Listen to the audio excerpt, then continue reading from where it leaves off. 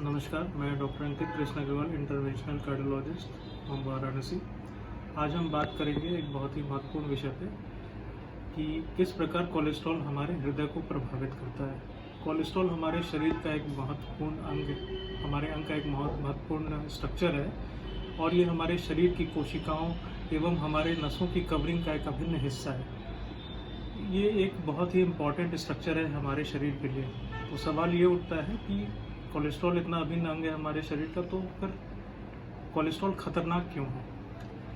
तो खतरनाक इसलिए है क्योंकि कोलेस्ट्रॉल की मात्रा अगर एक निर्धारित लेवल से ऊपर चली जाती है शरीर में, तो ये खून की धमनियाँ जो होती है उसमें चर्बी की मात्रा को ये बढ़ावा देता है, चर्बी जमने की प्रक्रिया को ये बढ़ावा देता है। चर्बी को हम लोग मेडिकल टर्म में एथेरोस्क्लेरोटिक प्लैक बोलते हैं और ये चर्बी जो है वो ब्रेन की नसें, किडनी की नसें, हार्ट की नसें और शरीर के कोई भी नसों में ये चर्बी, एक कोलेस्ट्रॉल अगर निर्धारित मात्रा से ज़्यादा होता है तो ये चर्बी जमने की प्रक्रिया को बढ़ावा देता है, जिसको हम लोग एथेरोस्क्लेरोटिक प्लेक कहते हैं। समय के साथ साथ ये धीरे धीरे जो चर्बी जमा होती है वो धीरे धीरे मैच्योर करती है और एक खास लेवल तक मैच्योर करने के बाद ये उस अंग या जिस अंग में ये चर्बी जमा होती है उस अंग के जो धमनियाँ होती हैं उसको पूरी तरह से ब्लॉक कर देती हैं। और अगर ये धमनियाँ जो है एथेरोस्क्लेरोटिक प्लेक के मैच्योर होने के वजह से जो है ब्लॉक हो जाती है, तो उसके वजह से कई बार जो है वो स्ट्रोक, जिसको दिमागी आघात कहते हैं, हार्ट अटैक, पेरिफेरल गैंग्रीन और भी जो है कई चीज़ों को ये बढ़ावा देता है।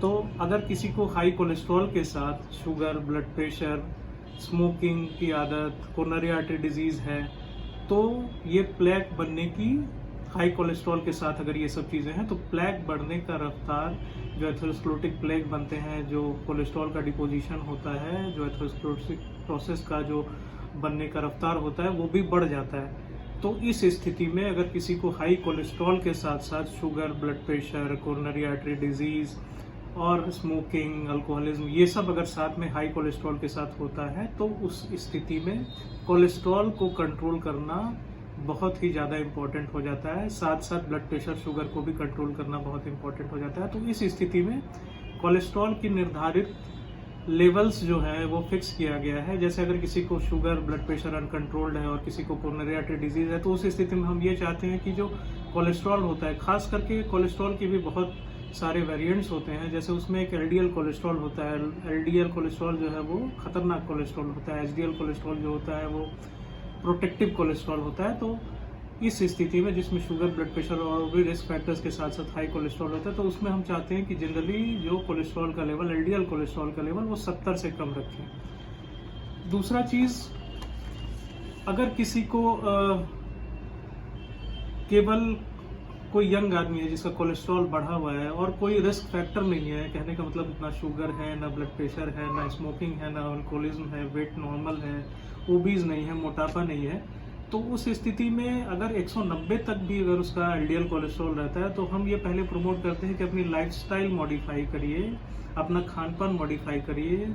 सीडेंट्री लाइफ स्टाइल है तो उसको मॉडिफाई करिए, डेली अपने रूटीन में एक्सरसाइजेस को प्रमोट करिए।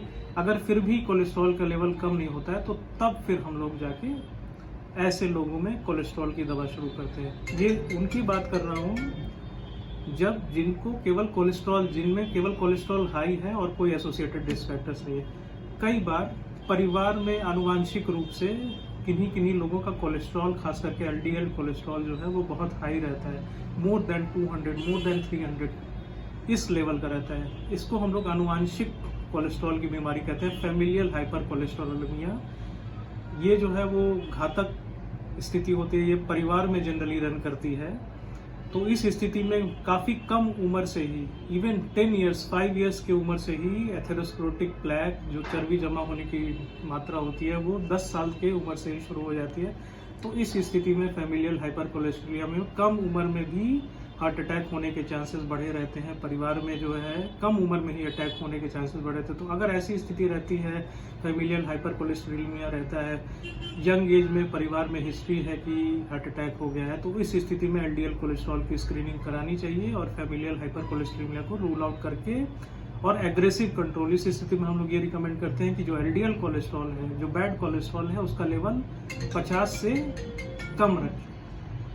तो इस प्रकार मैं अंत में यही कहना चाहूँगा कि कोलेस्ट्रॉल हमारे शरीर का एक महत्वपूर्ण हिस्सा है, बट इसकी प्रचुर मात्रा है, जैसे कि आप जानते हैं कि excess of everything is bad. तो एक सीमित लेवल तक कोलेस्ट्रॉल जो है हमारे शरीर के लिए अच्छा है, लेकिन अगर कोलेस्ट्रॉल का लेवल जो है वो एक लेवल से ऊपर जाता है और एसोसिएटेड अगर रिस्क फैक्टर्स रहते हैं जैसे sugar, blood pressure, sedentary lifestyle और भी चीज़ें, स्मोकिंग, अल्कोहलिज्म और भी खराब आदतें रहती हैं साथ में, तो कोलेस्ट्रॉल जो है वो शरीर के लिए आगे जाके नुकसान कर सकता है। तो इस स्थिति में अपने डॉक्टर से आप हमेशा संपर्क करें और नियमित रूप से अगर ज़रूरत हो तो कोलेस्ट्रॉल की जांचें कराते रहें। और कोलेस्ट्रॉल अगर सीमित जो निर्धारित लेवल है उससे अगर ऊपर है तो लाइफस्टाइल मॉडिफिकेशन के साथ अगर नहीं कंट्रोल होता है कोलेस्ट्रॉल का लेवल तो अपने डॉक्टर से संपर्क करके नियमित रूप से दवा लेती रहनी चाहिए।